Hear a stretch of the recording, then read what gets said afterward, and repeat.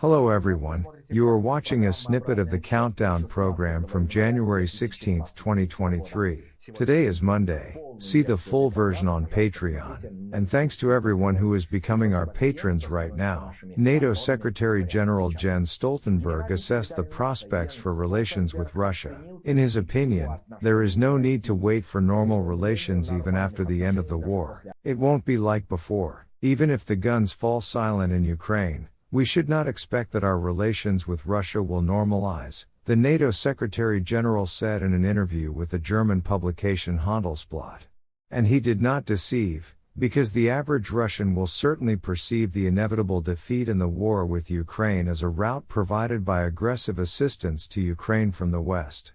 It is not clear what the Kremlin expected, a humble surrender of a country that has made a conscious choice in favor of European integration? The Kremlin was warned from the outset that an invasion would result in huge losses for Russia, both economic and human. But the self-confidence of Putin and his entourage put an end to Russia's future in civilization. The aggressor country has turned into a pariah, the threads of economic cooperation have been severed, and it is unlikely that anyone will want to return to the cave after the losses incurred in it. French General Michel Yakovlev, ex-deputy commander of NATO forces in Europe, suggested that the name of Putin in the future could become a unit of change in strategic miscalculations. Quote, "There is a Richter scale for earthquakes, and there will be a Putin scale for strategic miscalculations and historical mistakes. In the future, they will say, oh, yes, they screwed up on the whole Putin. Putin will be the standard for measuring errors right from February 24th. End of quote. True, neither Putin himself, nor his entourage, nor the Russians think so. Putin's godfather Viktor Medvedchuk again uncovered the Kremlin's nuclear scrotum, bursting into text for the fascist publication Izvestia. Now there are only two ways out: to slide into a world war and a nuclear conflict, or to start the process of détente again, for which it is necessary to take into account the interests of all parties. But for this it is necessary to politically recognize that Russia has interests, that they must be taken into account in the construction of a new détente. And most importantly, to play honestly, not to deceive anyone, not to let in fog, and not to try to make money on someone else's blood." End of the quote. That is, the destruction of Ukrainians, as a nation, is part of the spectrum of Russian interests. And without permission to fire missiles at Ukrainian homes, no détente can be achieved with the Cave of Cannibals. All this rhetoric lies in the plane of terror of mentally ill people who, on the one hand, threaten a nuclear war, and on the other hand, like Medvedev, are outraged by the agreements between the United States and Japan on a joint response to a possible nuclear attack by Russia. Undoubtedly, recognizing such an attack as a hostile act against all mankind is an adequate step with predictable consequences for the aggressor. But nuclear schizophrenics do not agree with this approach. Casita absolutely does not care that the only country that fully used nuclear weapons was the United States. Medvedev throws sparks, and continues, he should be reminded of this by the US president. But no, Kishida is just an attendant for the Americans, and the servants can't have the courage, concludes the freedom-loving Medvedev. The aggravation of patience hints at an imminent aggravation in the Ukrainian direction. The closer February is, the clearer the prospects for a new wave of mobilization for the purpose of an aggressive offensive become. If a decision is made in a few weeks, up to April, when the winter mud in Ukraine is dry enough for a big offensive, it will be possible to train and send to the front up to 500,000 additional Russians, the Times article says. Analysts at the Institute for the Study of War suggest that the strategic actions of the Rashists in 2023 may manifest themselves in several possible non-mutually exclusive variants.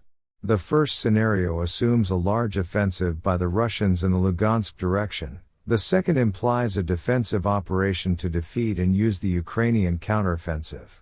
If successful, this may allow the Russian Federation to develop its own counteroffensive, depleting the resources of the armed forces of Ukraine. At the same time, analysts consider an invasion from the territory of Belarus the least likely, but it is unlikely that the Rashists will be successful. Already this week, NATO members are expected to announce their readiness to provide Ukraine with heavy armored vehicles at a meeting in Riemstein on January 20th. First of all, we are talking about tanks. In the wake of these expectations, German Defense Minister Christina Lambrecht, who has been criticized for insufficient assistance to Ukraine since the start of the war, resigned today. Thus, the issue of the supply of heavy weapons to Ukraine by Germany, it seems, is about to be resolved positively. The Kremlin reacts to the news promptly, presenting Peskov's bored face. We evaluate, perceive very negatively. Here we do not hide our relationship. In fact, the UK and other European countries, Poland and so on, which are now talking about their intentions, let's say, to arrange a new round for the supply of new, more technologically advanced military equipment for Ukraine, are not able to change the situation on the spot. They must understand this. They are able to drag out the whole story and bring more trouble to the state of Ukraine. However, we strongly doubt that they somehow care about the fate of those people who live in Ukraine, about their future. They simply use this country as a tool to achieve their anti-Russian goals. Nothing can change this. The special military operation will continue. These tanks are on fire and will continue to burn just like the rest. The goals of the special military operation will be achieved and will be achieved. Become our patrons now and look further in this program. Footage of a woman rescued from the rubble of a house in Dnipro, where a Russian rocket hit, appeared on the network. By the morning of January 16th, the death toll from this terrorist attack had risen to 40 people, 39 rescued, 75 injured, including 14 children. The fate of another 30 people remains unknown. Rashists could use new missiles for their S-400 air defense system to attack Kyiv. If this is so, then the use of new missiles makes it possible to keep at gunpoint from the territory of Belarus not only Kyiv, but also Zhytomyr, Rivne, Lutsk, and Lvov.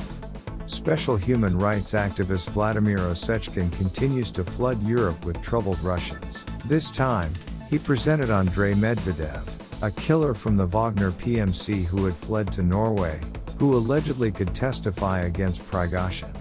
Who and why need extra evidence of obvious crimes, Osechkin does not explain. The mood of the Rashists on the front line remains sepulchral, but the trench flea does not live by fear alone. From time to time, they try to entertain her with amateur songs of Tambov humanitarian workers. The Russian oligarchs clenched their legs into fists and prepared for the confiscation in Russia of everything that was acquired by overwork.